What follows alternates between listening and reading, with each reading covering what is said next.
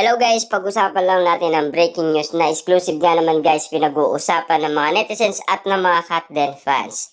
Alden Richard pinagdiriwang araw ng Pasko kasama ang buong pamilya. Pero masaya din guys si Alden Richard kesa noon. Kasi maligayang maligaya ang kanyang puso kasi natagpuan niya na ang inahanap niyang tipong babae na alam naman natin guys kung sino ang nagpapatibok ng puso ni Alden Richard. Kita nyo naman guys no, napakaligaya ngayon ni Alden Richard dahil nakita niya na ang tunay na magmamahal sa kanya. Lalo-lalo na guys, silang dalawa mismo ay hindi nila maitatago ang feelings nila sa isa't isa dahil nag-level up na kasi. Siyempre, hindi alam ng iba dahil hanggang ngayon guys, ang iba ay inaakala pa rin nila na magkaibigan lang daw sila. At siyempre, sa kanilang pagiging magkaibigan daw, komportable na sila sa isa't isa. Pero si Ogie Diaz sa ating guys, nilinaw ang lahat na talagang solid na manliligaw si Alden Richard kay Catherine Bernardo.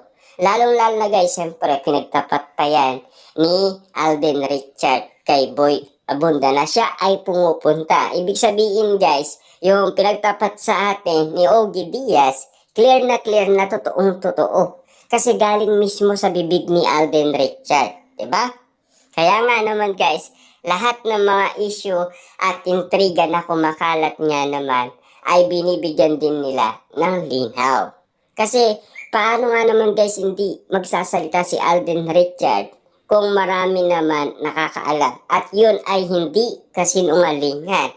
Kasi totoo na galing mismo sa kampo ni Catherine Bernardo. Kaya ngayong araw ng Kapaskuhan, kitang-kita natin guys napakaligaya ni Alden Richard. Sa bawat ngiti niya guys, kasama ang buong pamilya.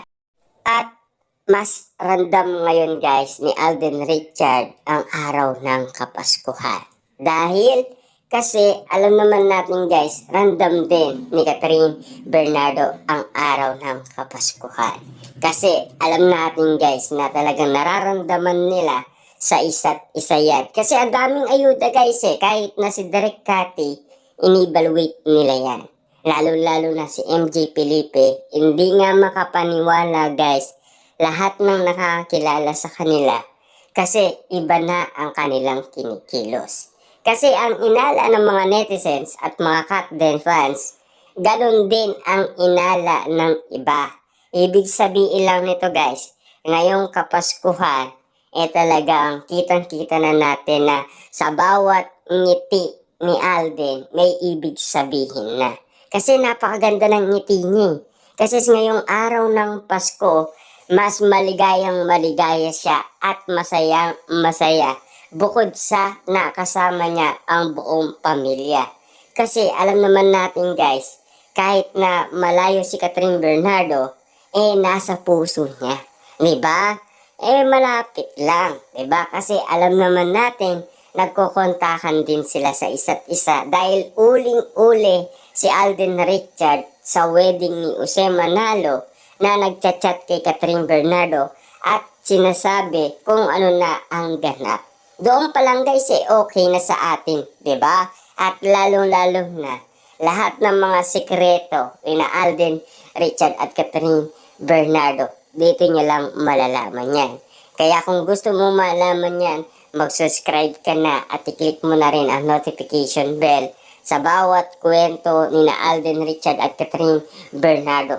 Malay nyo, magulat na lang tayong bigla, marinig natin yan guys kay Ogie Diaz or Christopher Min na sila na pala. Diba? Kasi yung palang guys kapag si Ogie Diaz ang nagsalita at nakahanap ng tiyempo na talagang kitang-kita niya na sinasabi sa kampo ng Bernardo na sila na. Ibig sabihin guys, dito pa lang malalaman na natin. At kung sakali man guys na talagang malaman natin ang katotohanan sa pagsapit ng 2025, mas magiging masaya tayong lahat. Lalong-lalo na guys, ang mga netizens at mga Katden fans. Lalong-lalo na guys, lahat ng umaasa kina Alden Richard at Catherine Bernardo ay nagkaroon ng pag-asa. Kasi alam naman natin guys, no?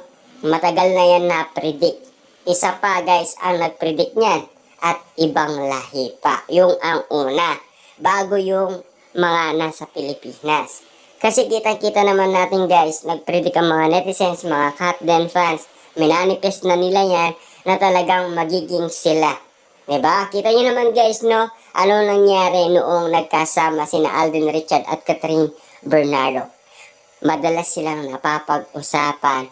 Kaya nga naman guys, kitang-kita ng management ng ABS-CBN at GMA Network na laging pinag-uusapan ang Katden. Laging laman ay Katden ang social media. Kaya nga naman guys, nakapag-isip sila na magkaroon muli ng tambalan ang Katden, sina Alden Richard at Catherine Bernardo. Na ngayon, iba na ang nagiging relasyon nila sa isa't isa. Lalo pang nag-level up ang dating magkaibigan. Ibig sabihin, mas igit pa dun guys ang level up na nangyari. Siyempre guys, no, mas malaki ang bonus ni Alden Richard sa ibang manliligaw niya. Diba? Kapag nalaman natin yan guys kay Ogie Diaz na binasted niya na ang ibang manliligaw ni Catherine Bernardo, ibig sabihin, meron na siyang pinili. Diba? Sana ang piniin guys si Alden Richard talaga kasi ang bet ng pamilyang Bernardo ay si Alden Richard. Kasi naniniwala ang lahat dyan guys eh. Alam naman natin lahat naman ng pamilyang Bernardo ay si Alden Richard ang gusto. Kasi wala naman tayong ibang naririnig guys eh. Kasi ang naririnig natin noon ay si Jericho Rosales. Kasi siya yung pinakauna. Tapos ikalawa, si Donnie Pangilinan. Tapos meron pang sumunod, yung mayor ng Lucena. Tapos si Alden Richard. Ibig sabihin, pang-apat si Alden Richard na kinukwento sa lahat ng social media na nanliligaw at nalilink daw kay Catherine Bernardo. Diba?